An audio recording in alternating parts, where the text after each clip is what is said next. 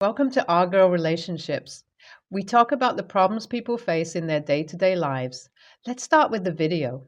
My marriage was to be one of convenience. I met my fiance a year and a half ago and brought him home for Thanksgiving last year. That was the first time my parents met him. If there is anything he can do very well, it's to make a good impression, even if he has to pretend.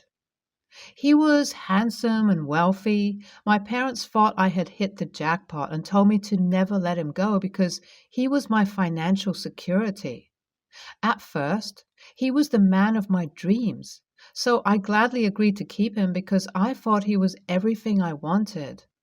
However, I noticed some red flags as I got to know him more. He was proud and pompous and didn't mind putting others down to make himself look good. I was not fond of that at all, and he did it a lot. He seemed to think everyone was below him, and I started to see his true colors. He would say hurtful words and emotionally blackmail me into thinking I was at fault. I didn't realize it was emotional abuse until one day we had a fight, and I told my friend what had happened. She just mentioned emotional abuse in passing, and then it hit me. I was so in love with him that I didn't know what to do.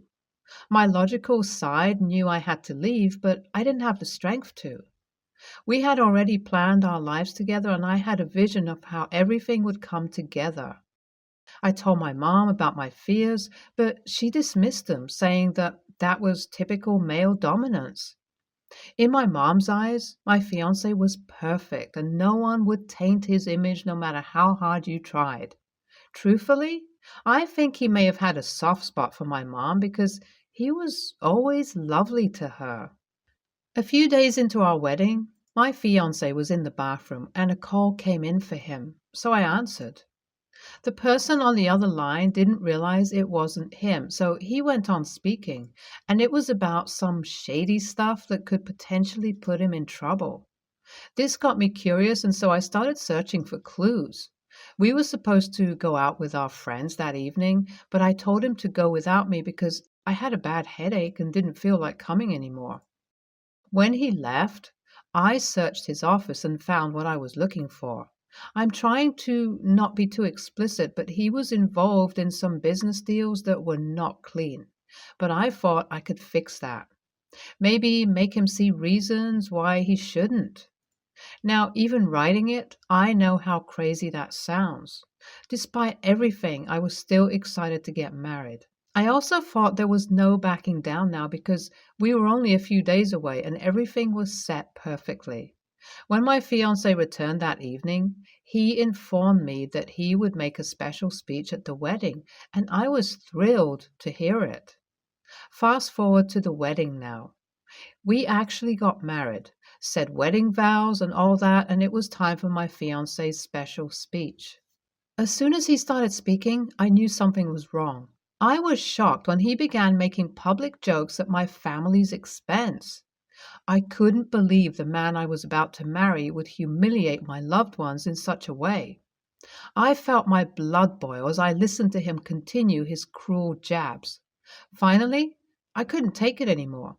I stood up and interrupted him, announcing to the entire audience that my fiancé was a fraud. I told them about his lies, deceit, and mistreatment of my family and me. I could feel the shock and disbelief in the room as I spoke, but I was determined to expose the truth. As I spoke, I could see my fiancé's face turn red with anger. He tried to deny my accusations, but I wouldn't let him. I told the audience about the times he had lied to me, the promises he had broken, and the way he treated me. My fiancé kept trying to defend himself, but I had all the evidence to support my claims. My parents were shocked and saddened by the revelation, but they supported me nonetheless. The room was in a state of chaos. People were murmuring, some were shocked, others were confused, but I felt relieved. I had finally spoken the truth and was done with this toxic relationship. I then said this marriage had ended even before it began and was a mistake from the beginning. I walked out of the venue with my head held high.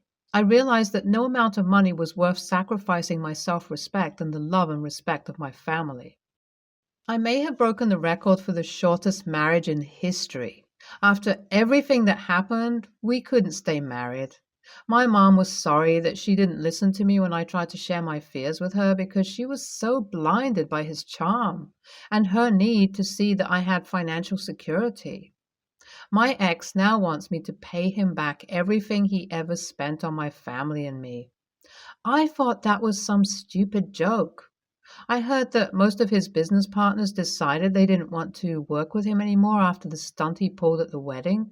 So he is pouring his anger on me. That has nothing to do with me. I never asked him to make a condescending speech. I'm thankful that he did. If not, I would have been married to him still, and it would have been a nightmare. He came by my parents' house with a tow truck and took the cars he bought for my parents. That is so petty. The cars were in his name, so they had to let it go. Good thing they hadn't sold their old ones. He couldn't take the one he bought for my last birthday because it was in my name, and if he had tried, I would have reported him for stealing. He has been ringing up my phone and threatening me in texts, saying that I would be sorry if I didn't return all his money. He said he would have his assistant draft all the expenses and he would send me how much I owe him. How crazy can this man get? I decided to ignore him.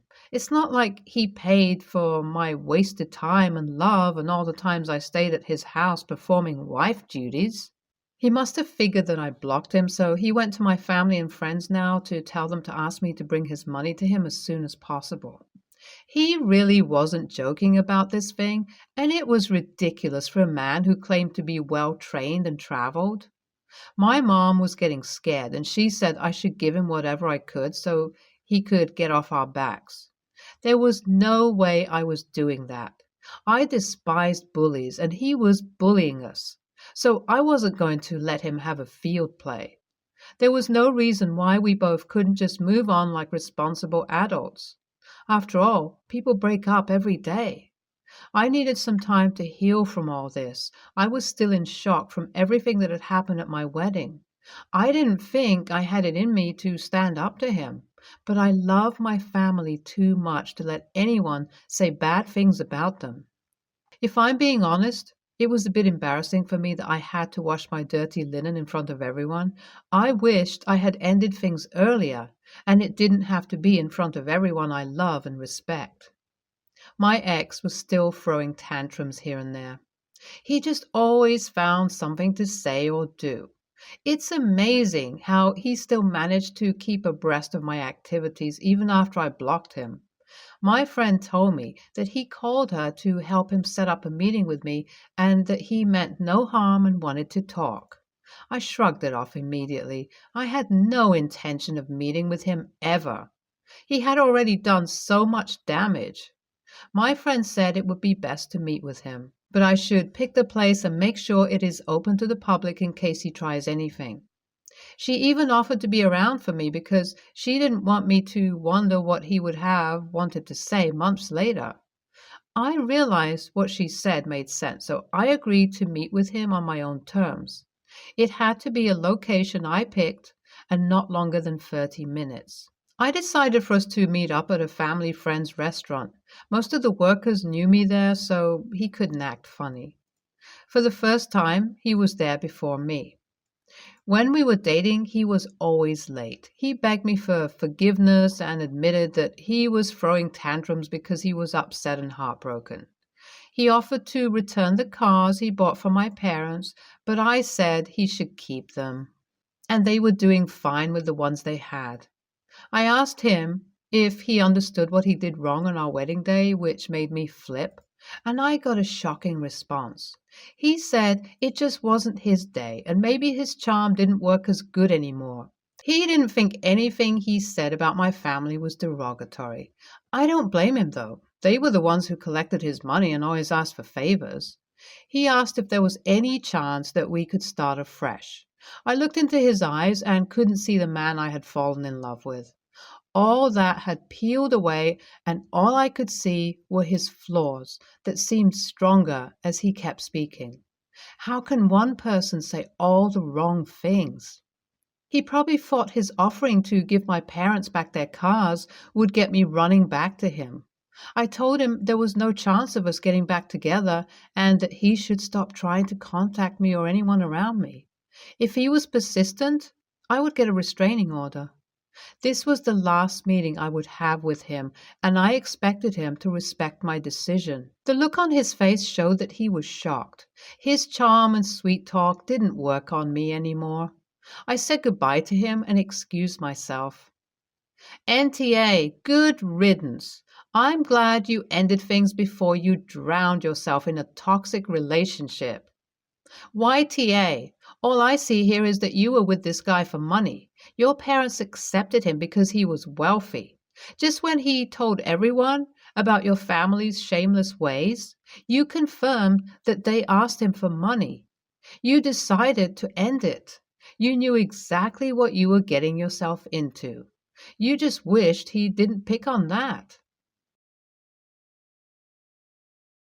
I work full-time and my wife, 35 female, barely works part-time since she can't handle full-time work. Whatever she earns, she keeps for herself and her personal expenses, and I pay for all of our living expenses. I'm content with this arrangement. She does have access to my personal account in case she ever winds up needing a bit of extra money, and my only stipulation is that if it's going to be over $150, tell me about it first. In the 5 years we've been together, there have been a number of times she's helped her friend buy birthday or Christmas presents for her kids. Once or twice, she's been short on what she wanted to spend and has taken from my account to cover expenses. Cool, no biggie. But she told me about it beforehand and it was never anything too extravagant. This year, her friend is needing help again, and my wife brought up helping her out and she may need to borrow some money from me. I told her that was okay, but to not exceed $300 this year. I have a 16-year-old daughter from my previous relationship, and with our financial arrangement, my wife is hands-off when it comes to finances concerning my daughter. Her mother and I decided to split the cost of a used car for her for Christmas. My wife did her shopping for her friend's kids, and when she got home, she told me she exceeded the limit by a lot, like closer to $850 spent. When my wife told me that, I told her she had to take it all back and get cheaper things and that I gave her a limit and why. My wife insisted she couldn't take it all back because she already told her friend what all she got and her friend was over the moon. She felt it was unfair that less fortunate kids had to get less so my daughter could have a car and asked that I talk about delaying the car purchase with my daughter's mother. I told her absolutely not. Since she wouldn't take them back, when she went to shower later in the day, I took her purchases and the receipts and returned them myself. I was able to get cheaper, generic versions of some of the items, but not all. My wife is unhappy about this and has been cold after calling me controlling and unwilling to compromise. I think I compromise plenty, but my daughter comes before one of her friend's kids. AITA? Dang, thanks everyone for the feedback. I'm reading through it all. I'll answer a couple of things that I see popping up. 1. There is a joint account for our house living expenses that covers everything from bills to groceries for our fun money as a couple and emergencies. Money allocated for my daughter and my personal expenses go to my personal account. 2. No, my wife has not bought birthday, Christmas presents each year or used my money to bail her friend out constantly. Her friend does buy essentials for her own kids, and I have no idea what's up with their father. 3. My husband and stepdaughter have a friendly relationship. My daughter does not want her involved as a parent, and my wife respects that. 4. My wife did know I was saving up to split a present for my daughter with my ex. She did not know how much. The car conversation stayed between my ex and I, since funds for the car would not impact my ability to cover our expenses. 5. I am fine with her not working full time presently because she is taking steps to bettering herself and has made progress per pre marriage discussions.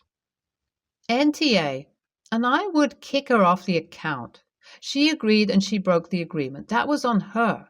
And I would further explain that my obligation to my daughter far exceeds the wife's obligation to the friend, and that her failure to understand that, and that she took extra money from the account, is why she will no longer have access to that account. NTA, I am bothered by the unwillingness to compromise a bit. You compromise by giving her money at all for spoiling someone else's kids. There is nothing wrong with prioritizing your own child first. As a step-parent who raised two kids, I am appalled that she doesn't want to involve herself more with your daughter. When you marry someone who has kids, it is a package deal. If you can't grasp that, you have no business dating someone with kids in the first place. Both me, 37 female, and my husband, 40 male, work from home. He works in the basement and I work in an upstairs converted office. I also have a daughter, 17 female, from a previous relationship who lives with us full time. Anyways, last Thursday, my husband told me that his brother, 36 male, brother's wife, 36 female, and nephews, 11 and 7 male, would be coming over on what is now today. I immediately told him, hell no, as today was my biggest annual meeting with one of our biggest clients, who is a local chain of retailers. I am the associate director, the partnership between our companies, and so I would have to help give a presentation. However, he kept telling me that they had just told him they were coming over. I finally relented but told him that the kids would need to be quiet and could not be upstairs. Anyways, today swings around and I go to get ready. My daughter locks her room so that the kids can't get in. Inside, she has a gaming setup worth over $2,000 of gifts and stuff she has saved up from waitressing. I also locked my doors after I got my lunch. At about 1, they arrived over. I was in the middle of my meeting at this point, while about 20 minutes later I hear 2 steps of small footsteps run up the stairs. They immediately start trying to get into my daughter's room, which is right next to my office. I immediately started texting and calling my husband, but he didn't respond. About 5 minutes later, I excused myself to the restroom just as the kids went into my daughter's room. I kicked them downstairs and told them not to come back. A little later, after I got back to my meeting, I could hear the kids screaming from downstairs. Again, I text my husband and nothing happens. It stayed that way until 4:45 when my meeting was finished. I then went down to my husband's office and just let loose. Among other things, I called him a little frickin' pussy. I then grabbed my daughter and took her to my parents' house where I will be staying the night. I honestly feel if I am on the edge of divorce. This post may be a mess because I am still worked up. I am going to sleep for the night. Tomorrow morning, I'm going to get my laptop from the house. We'll check in on her setup and all my other stuff.